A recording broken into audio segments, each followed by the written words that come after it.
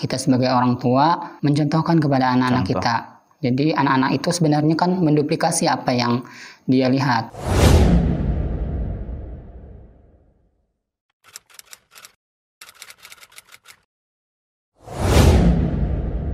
Bismillahirrahmanirrahim. Assalamualaikum warahmatullahi wabarakatuh. Apa kabar ayah bunda? Semoga semuanya dalam keadaan sehat walafiat. Dan mari tetap menjaga protokol kesehatan terlebih di era pandemi ini. Ayah bunda, kembali lagi bersama kami pada program Ihsanul Amal Menyapa di channel YouTube SIT Ihsanul Amal. Bersama saya, Muhammad Nur yang akan memandu acara pada hari ini. Nah, ayah bunda, pada hari ini kita akan membahas tema nilai-nilai pendidikan dalam Al-Quran pada surah Thaha ayat 132. Dan di studio Ihsanul Amal sudah hadir bersama kita Ustadz Ahmad Muzakir SPDI yang merupakan Kepala SDIT Ihsanul Amal Alawiyah Kabupaten Hulu Sungai Utara. Beliau adalah ayah dari 2 anak yang saat ini ada di PAUD IT Ihsanul Amal dan SDIT Ihsanul Amal. Selamat datang di studio Ihsanul Amal Learning Center, Ustadz. Apa kabarnya hari ini? Alhamdulillah, baik. Terima kasih Ustadz telah memenuhi undangan kami pada hari ini. Menarik sekali Ustadz materi kita pada hari ini, yaitu tentang nilai-nilai pendidikan dalam Al-Quran surah Thaha ayat 132. Apa saja nilai-nilai pendidikan yang terdapat dalam surah Thaha ayat 132 tersebut, Ustaz? Silahkan. Baik. Assalamualaikum warahmatullahi wabarakatuh. Waalaikumsalam warahmatullahi wabarakatuh. Apa kabar ayah bunda semuanya? Semoga ayah bunda dan ananda semuanya senantiasa sehat walafiat. Amin Allahumma amin. Ayah bunda yang berbahagia, ketika kita berbicara tentang Al-Quran merupakan kitab suci umat Islam yang terkumpul wahyu padanya dan menjadi petunjuk dan pelajaran bagi siapa yang dia kehendaki, dan menjadi sebuah pedoman bagi setiap umat muslim tentunya. Dan Al-Quran ini padanya banyak sekali mengandung nilai-nilai pendidikan. Kalau kita mau, sebenarnya Ustadz M. Nur itu dari awal ayat surah Al-Fatihah sampai surah An-Nas itu sebenarnya mengandung nilai-nilai pendidikan. Tetapi yang kita fokuskan pada kesempatan kali ini, kita mengambil satu ayat daripada Al-Quran, yakni surah Thaha ayat 132 yang berbunyi, A'udzu billahi minasyaitonir rajim, wa'mur ahlaka bis-shalah wastabir 'alaiha la nas'aluka rizqa nahnu narzuquk wal 'aqibatu lit-taqwa. Yang artinya, dan perintahkanlah keluargamu untuk melaksanakan salat dan sabar dalam melaksanakannya.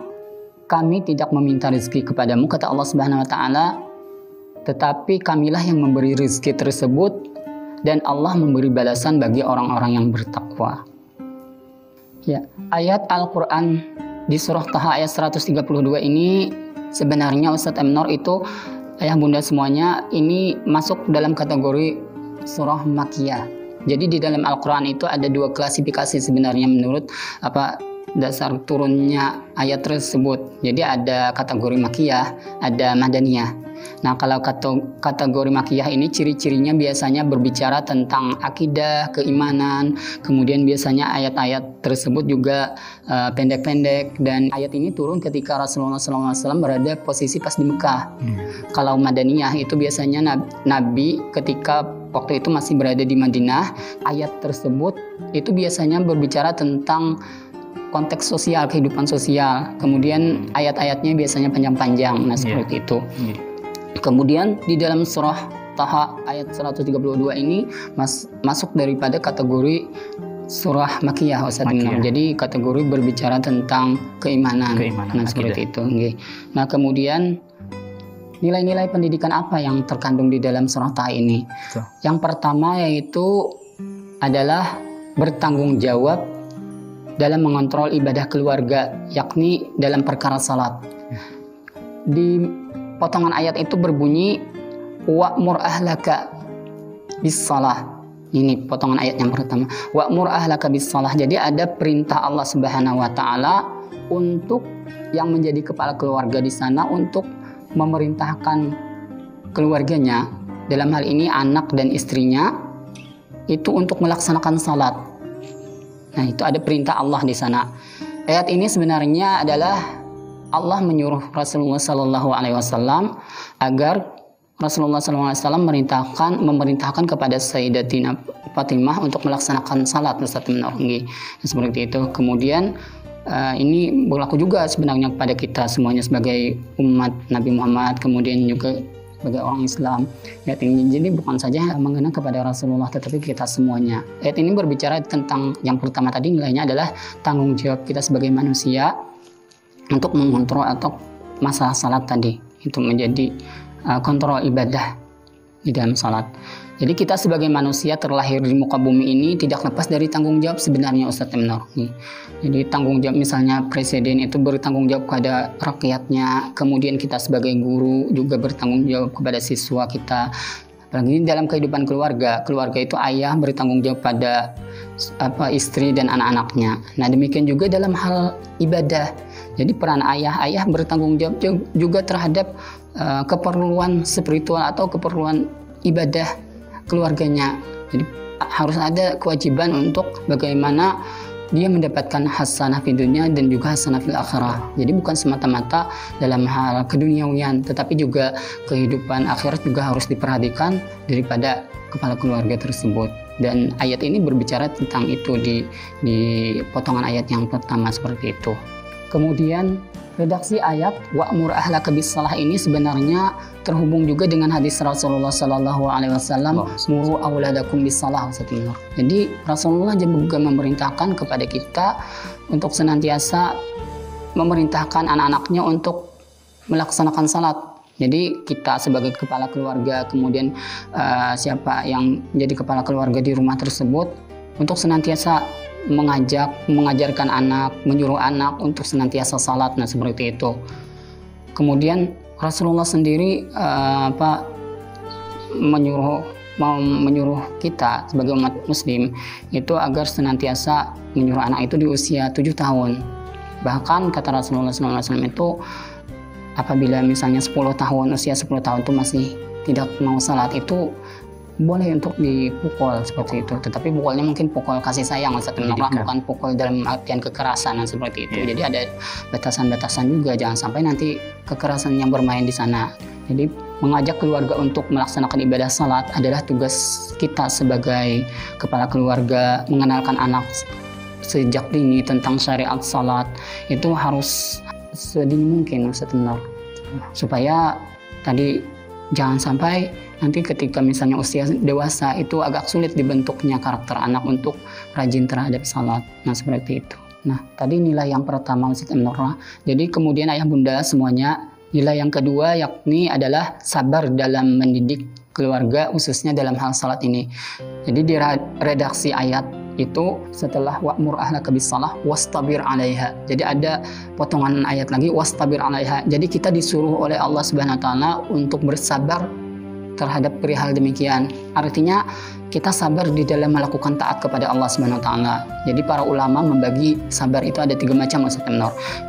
Jadi ada sabar dalam musibah, kemudian lagi sabar ketika berbuat taat supaya senantiasa istiqamah di dalam taat, kemudian sabar menjauhi daripada maksiat. Nah, itu. Dan ketika kita menyuruh anak salat, keluarga kita salat, kita senantiasa istiqamah, bagaimana kita salat kita ini berkualitas, itu dalam kategori sabar di dalam taat kepada Allah Subhanahu wa taala. Nah, kemudian lagi dalam sabar ini juga diperlukan, sifat sabar ini juga diperlukan bagi kita selaku kepala keluarga dalam mendidik anak-anak kita agar bisa salat, kemudian juga dia terlatih salat, sabar dalam mengajarkan bacaan anak-anak. Karena kan anak-anak kecil itu mungkin mereka belum tuntas lagi bacaan-bacaannya, kemudian juga lagi mereka tidak kenal kapan waktu salat maghrib, dan itu perlu dikenalkan ke anak-anak, dan itu perlu kesabaran. tidak mungkin kan langsung jadi anak seperti itu. Jadi perlu tahapan-tahapan kesabaran, dan itu buah sabar itu Allah kasih pahala yang luar biasa. Nah, jadi contohnya saja misalnya kita sebagai orang tua Ustadz Nurullah, dalam kehidupan kita bagaimana kita mengontrol anak-anak kita supaya salat, dan itu perlu kesabaran. Jadi misalnya ketika anak di luar rumah terus balik ke rumah, kita tanyai anak sudah salat apa belum. Misalnya dia sibuk main di luar rumah nih, jalan-jalan misalnya sore-sore atau malam, itu ketika kembali ke rumah sudah salat atau apa belum. Kalau misalnya dia di jalan kemudian dia memegang handphone pas waktunya salat, kita ingatkan, anak sudah salat nak. Nah seperti itu ada kepedulian kita sebagai orang tua, dan kita menjalankan perintah Allah Subhanahu wa taala tadi. Dan kita perlu kesabaran seperti itu. Jadi kepekaan orang tua untuk senantiasa mengingatkan masalah salat tadi. Luar biasa loh balasan Allah Subhanahu wa taala bagi orang yang sabar. Di dalam Al-Qur'an itu Allah memberikan balasan, menyatakan innama yuwaffas sabiruna ajrahum bighairi hisab. Jadi balasan pahala orang sabar itu unlimited Ustaz Nur, tanpa batas. Terbatas. Seperti itu, tanpa batas orang yang sabar itu. Nah, jadi orang tua tadi mengingatkan masalah salat perlu kesabaran, kemudian lagi mengajak anak untuk senantiasa salat berjamaah, dan itu kan perlu kesabaran, istiqamah, bangun misalnya pagi subuh, salat subuh itu mungkin agak sulit lah. Jadi itu perlu pembiasaan dan memang semangat dari orang tua untuk menumbuhkan bagaimana di pagi hari supaya bisa sung-sung bangunnya seperti itu, supaya pagi cepat bangunnya. Nah seperti itu perlu kesabaran. Kemudian yang ketiga, nilai pendidikan yang ketiga adalah kata Allah Subhanahu wa taala potongan ayat tersebut, la nas'aluka rizqa. Jadi Allah Subhanahu wa taala itu tidak memerlukan rezeki kita sebenarnya Ustaz Nur. Jadi ini bahasa tersirat sebenarnya. Allah Subhanahu wa taala itu bersifat qiyamuhu ta'ala binafsih, kalau kita belajar tauhid itulah. Jadi Allah tidak berhajat terhadap rezeki kita. Kemudian Allah itu kan maha kaya, Al-Ghani, Allah maha kaya. Nah di sini Allah mengutarakan makna tersebut, makna tersirat tersebut. Kita misalnya mencari rezeki, mementingkan masalah duniawi Ustaz Nur, terus kita melupakan salat.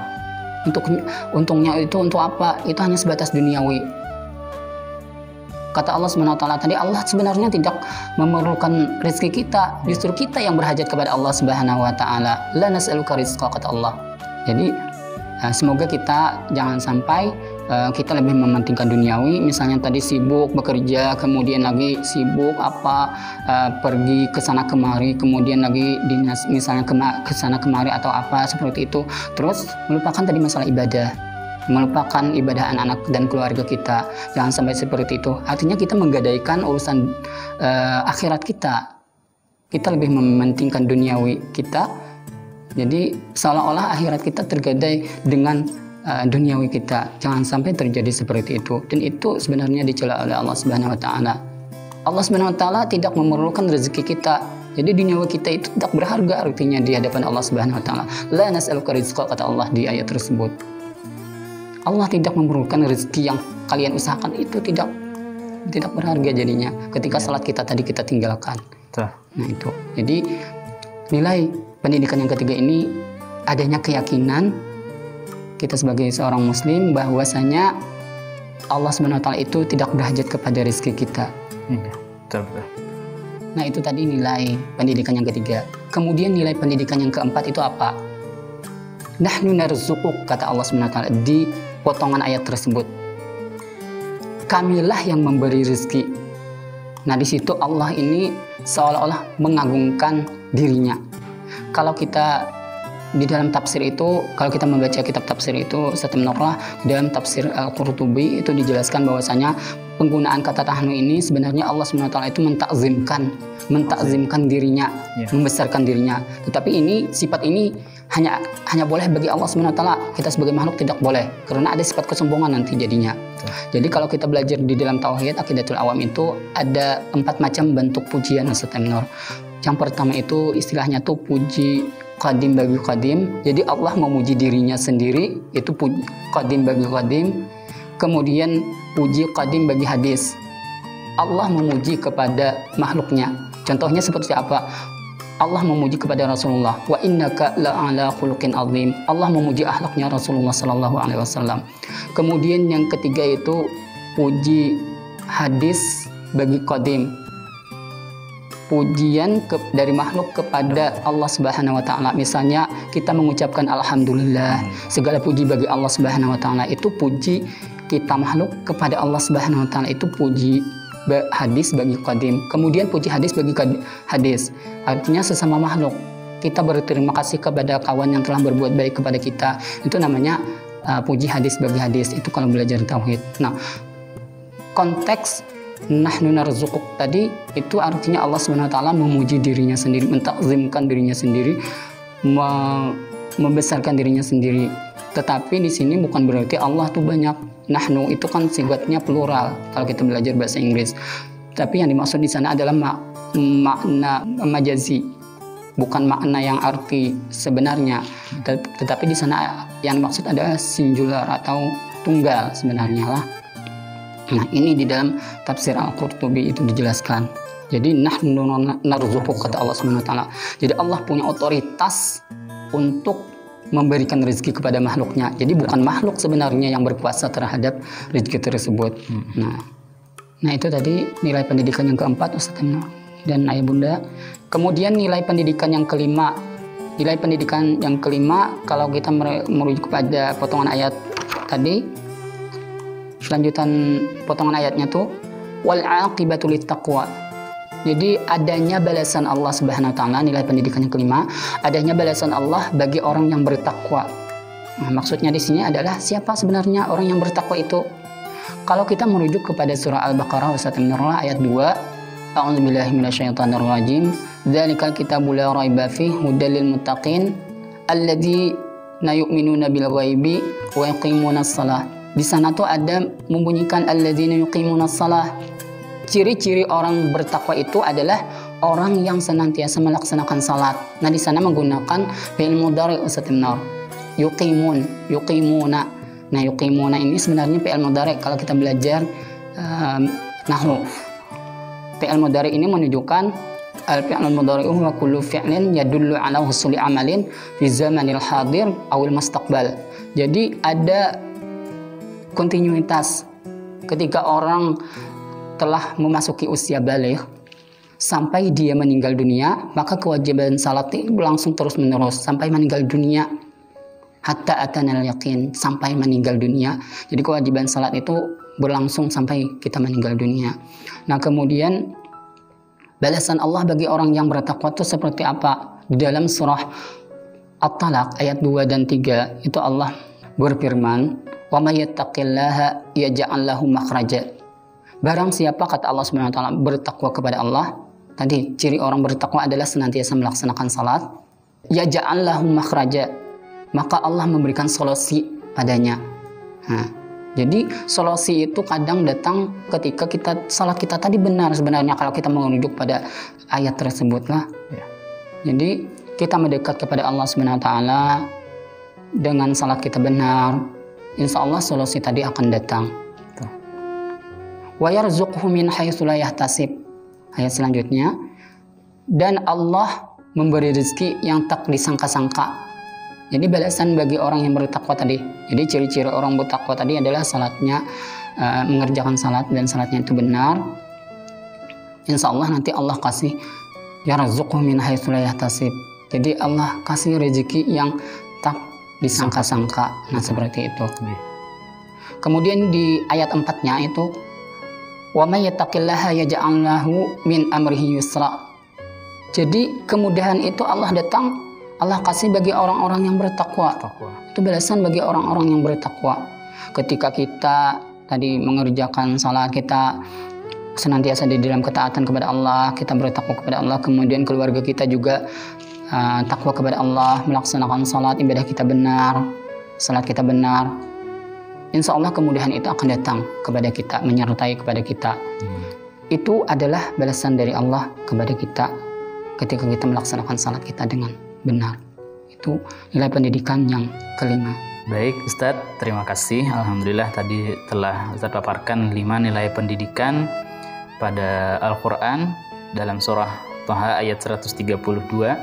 Yang pertama tadi adalah tanggung jawab dan kontrol ibadah keluarga yang diberikan kepada kepala keluarga. Kemudian kepala keluarga juga untuk senantiasa sabar dalam menerapkan pendidikan tersebut, dan perlu kita yakini bahwa Allah tidak berhajat kepada ibadah kita, gitu Ustaz. Dan bahwa Allah juga yang berperan sebagai pemberi rezeki bagi hamba-hambanya, dan juga tadi adanya balasan dari Allah bagi hamba-hambanya yang taat, terlebih dalam melaksanakan sholat seperti itu. Baik Ustadz, kami ada pertanyaan terkait tentang penerapan sholat tadi. Kira-kira siapa saja yang harus mengambil peran dalam mendidik anak agar terbiasa sholat seperti itu? Oke, makasih Ustaz Nur. Kalau kita merujuk kepada ayat tadi, wa'mur ahlaka, dan di sana di wa'mur ini sebenarnya kalau ada damir anta di sanalah, yakni di sana yang menjadi peran kepala keluarga siapa? Otomatis ayah. Kalau misalnya nih ayahnya nggak ada di rumah misalnya, atau ayahnya sudah meninggal dunia, siapa yang mengambil peran menjadi kepala keluarga di sana? Ibunya. Berarti ibunya yang mengambil peran di sana. Terus kalau misalnya ibunya nggak ada, siapa? Keluarganya yang masih hidup. Nah, itu yang mengambil peran.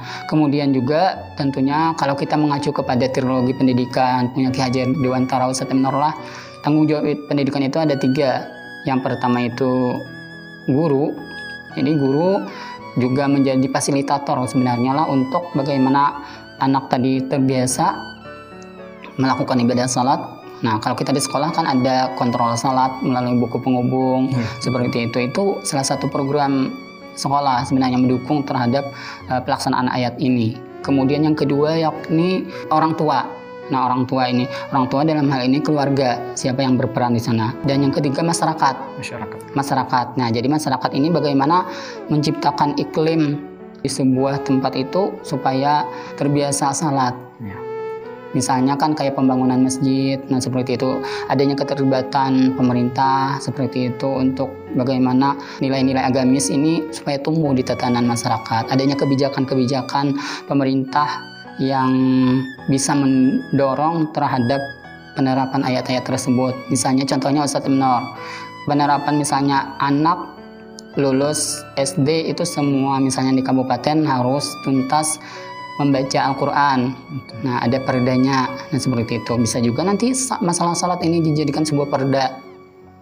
Anak ketika lulus kelas 6 SD itu harus tuntas bacaan ibadah salatnya. Nah, itu juga bagian daripada masyarakat, tanggung jawab masyarakat seperti itu. Dalam hal ini pemerintah daerah yang mengambil perannya bisa seperti itu.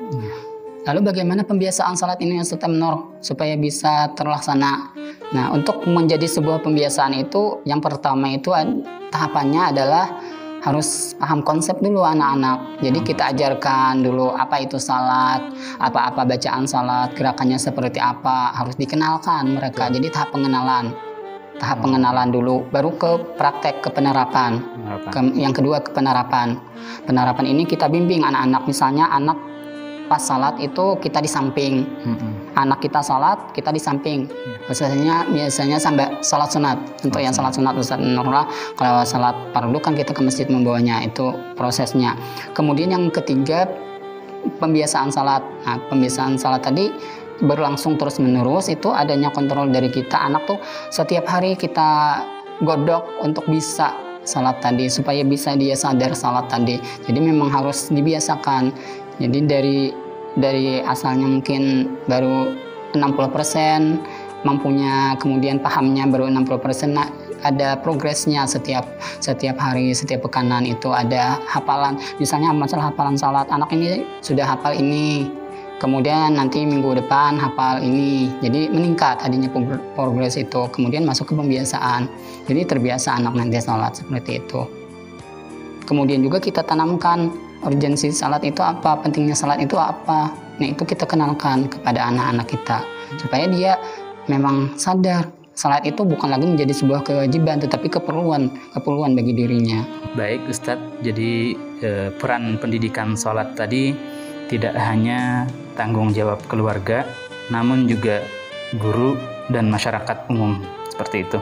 Dan tidak hanya itu, bahwa sholat itu tidak hanya sebagai kewajiban, namun juga kebutuhan, terlebih pada pengharapan kita kebahagiaan dunia dan akhirat, seperti itu. Kemudian Ustadz, bagaimana caranya agar anak terbiasa sholat di rumah supaya tidak malas dan membawa mereka kepada titik sadar, seperti itu? Masih Ustadz Emnor. Jadi yang kita lakukan ini kan ibaratnya Ustadz Emnor lah lahiriah kita dulu yang pertama. Jadi usaha itu ada dua macam, usaha lahiriah dan usaha batiniah kita. Usaha lahiriah kita yang pertama, kita sebagai orang tua mencontohkan kepada anak-anak kita. Jadi anak-anak itu sebenarnya kan menduplikasi apa yang dia lihat. Nah itu. Kemudian lagi yang kedua, orang tua memberikan pengetahuan tujuan salat itu untuk apa. Tentunya untuk kembalinya kepada dia, kebaikan duniawi dan ukhrawinya. Dan ini karena mengamalkan daripada perintah Allah Subhanahu wa taala. Kemudian yang ketiga, selain itu adanya peraturan di rumah itu. Kemudian supaya anak terbiasa salat itu, kita selaku orang tua tentunya senantiasa memberikan reward. Artinya penghargaan kepada anak, dipuji anak ketika melakukan kebaikan. Kemudian ada, kalau untuk anak-anak kecil biasanya kan harus ada yang dilihat visual, misalnya anak dikasih apa gitu. Itu hal yang wajar bagi anak-anak yang masih kecil itu, karena mereka belum begitu kuat untuk berpikir masalah abstrak. Kalau untuk anak kecil memang seperti itu. Kemudian lagi yang berikutnya adalah usaha batiniah kita, Ustadz Emnor.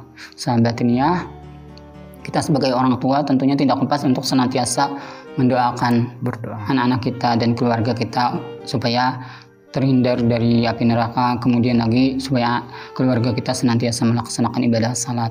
Dan seperti itu. Jadi ada usaha lahiriah dan usaha batiniah kita yang perlu kita jalankan. Kemudian Ustadz, kami ingin bertanya kembali, pada usia berapa anak yang pas diajak untuk sholat berjamaah ke masjid seperti itu? Oke, makasih. Kalau kita mengacu pada hadis Rasulullah SAW itu kan hadis Nabi berbunyi muru auladakum bis shalah wa hum abna'u sab'i sinin. Jadi dari usia 7 tahun Ustadz Emnor sudah diajarkan anak-anak ini tentang salat. Tentunya kita melihat lagi kondisi keluarga kita. Jadi anak-anak itu apakah sudah siap ketika misalnya paham dia salat berjamaah itu di masjid ataupun di musala itu, apakah dia mengganggu atau tidak. Ini berbagi pengalaman saya Ustadz Emnor lah. Jadi saya itu kan ada punya 2 anak. Satu anak usia yang masih 4 tahun, kemudian satu anak yang usia 6 tahun. Nah, kalau usia 6 tahun mendekati 7 tahun itu dia sudah bisa membedakan mana orang, kemudian lagi mana mainan. Kalau untuk anak usia 4 tahun itu semuanya persepsinya mungkin semuanya dianggap mainan. Jadi ketika anak saya itu awal-awalnya saya ajak ke masjid atau ke musala itu, jadi dia hampir setiap orang ini ditunjuknya gitu. Jadi ketika apalagi pas sujud itu Ustadz Emnor, hati-hati anak-anak itu kan semuanya ini mungkin dianggapnya jadi kuda-kudaan bagi anak. Nah itu kan mengganggu orang salat berjamaah. Jadi anak itu mungkin belum mumayyiz, belum bisa membedakan mana orang, mana mainan, nah seperti itu. Nah bagusnya anak itu ketika diajak ke masjid ini anak yang sudah mampu membedakan mana mainan, mana orang, seperti itu. Jadi ada kemampuan untuk mampu membedakan mana mainan, mana orang, nah seperti itu.